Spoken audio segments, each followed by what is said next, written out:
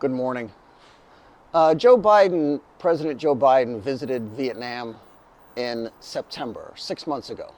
Back home, this was celebrated as a big diplomatic and commercial triumph.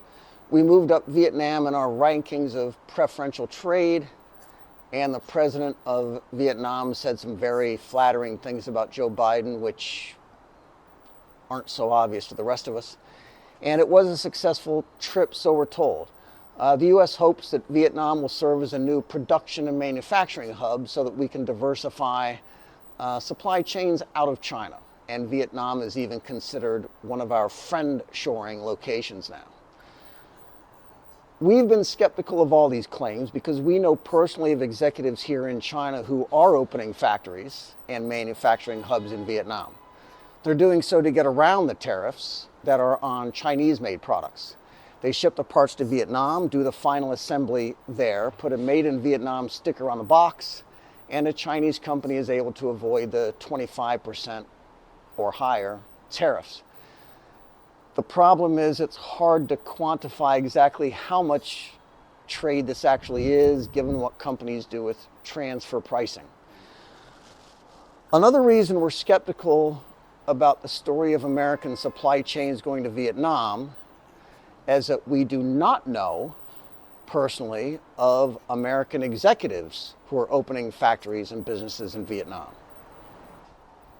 So let's take a close look at how things are going. So the nearshoring and friendshoring trend really began in the Trump administration 6 maybe years ago. So we should be pretty far along in this process. So here is a chart from Reuters. Reuters has a great team on the ground in Hanoi, and their business coverage from Vietnam is outstanding. And they've helpfully published this data here, which shows inbound investment into Vietnam through the first 11 months of 2023. Total is $28.66 billion. The United States, we need to make this bigger. The United States is on the board for $530 million. South Korea, Japan, China, Hong Kong, Singapore, that's Asia. Those are Asian countries, and those are much, much bigger. China, Hong Kong is over $8 billion. In other words, China is 16 times what the US is. So that is the FDI side, the foreign direct investment. How about bilateral trade? Vietnam to the US, down 15% in the first 10 months of the year. US to Vietnam, also down. And a lot of that is actually Chinese companies, as we said. How about Vietnam to China? That's going up to $50 billion. So Vietnam exports to the US is falling by double digits percentage-wise. Exports from Vietnam to China is rising. Zachary Abuza here is a professor at the National War College in Washington and says it pretty plainly. There's lots of noise, but not much action really happening. Let's now stop thinking for a minute about Vietnam's place in the US-China trade wars and consider instead that Vietnam is a huge country by population.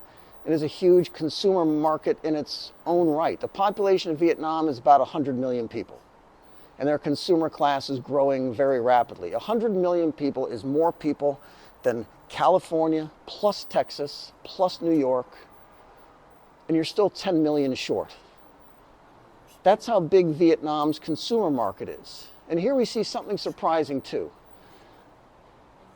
The Vietnamese themselves are complaining that it's easier for foreign companies to access capital to invest there in Vietnam than Vietnam companies are. That is to say, foreign companies have an advantage in Vietnam that Vietnamese companies don't even have. Vietnamese companies' cost of capital is between 10 and 12%.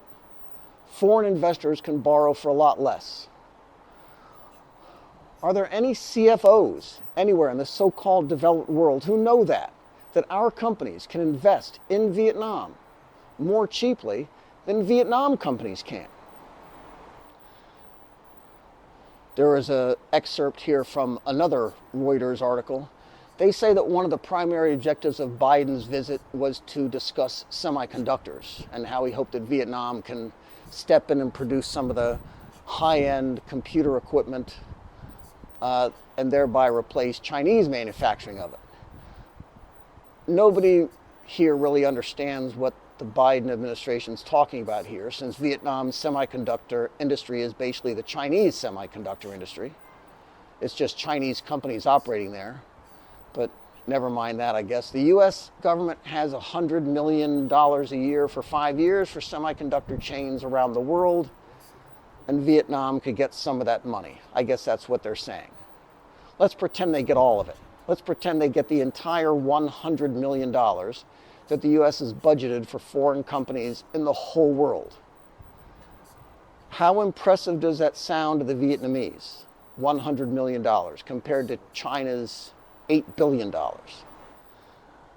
There are 100 million people who live in Vietnam. Here was the message from the President of the United States to Vietnam, a sovereign country. If you help us out with our Chinese semiconductor problem, we might give you some of that $100 million. This isn't the mayor of a medium-sized US city dangling tax incentives to factory owners and operators, trying to get them to move to Oklahoma or Arkansas or something. This is the President of the United States. This is a presidential delegation.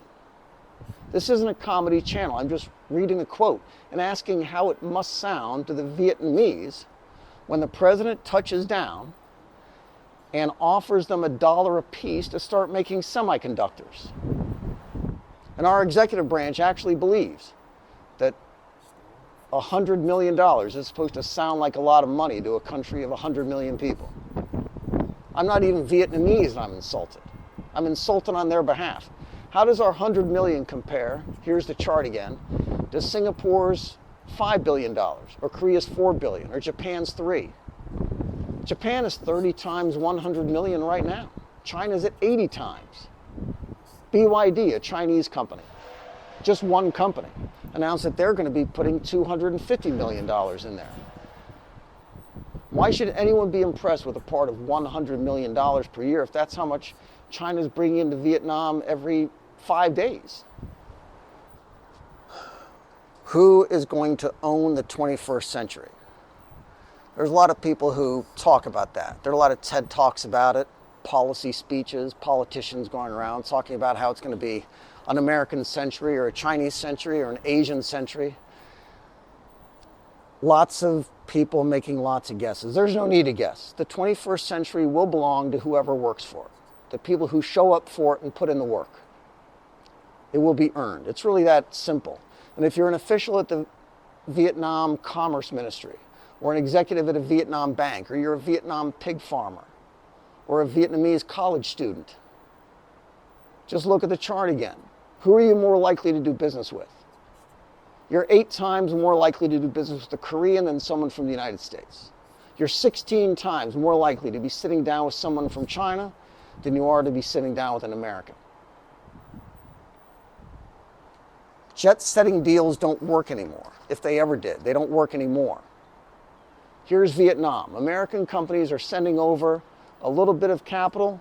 They're flying our executives over a couple of times a year. Singapore, Korea, and Japan, they're sending over lots of capital, and they're flying over a few times a month. China's sending much more capital and moving executives there to live.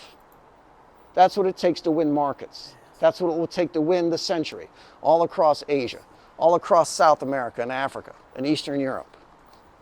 That's what it takes. Who is willing to do the work?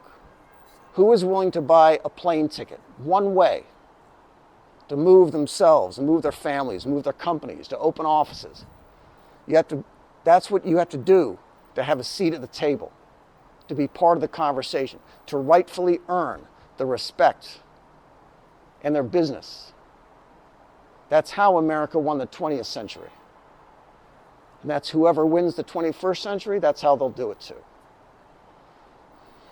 Thanks. Be good.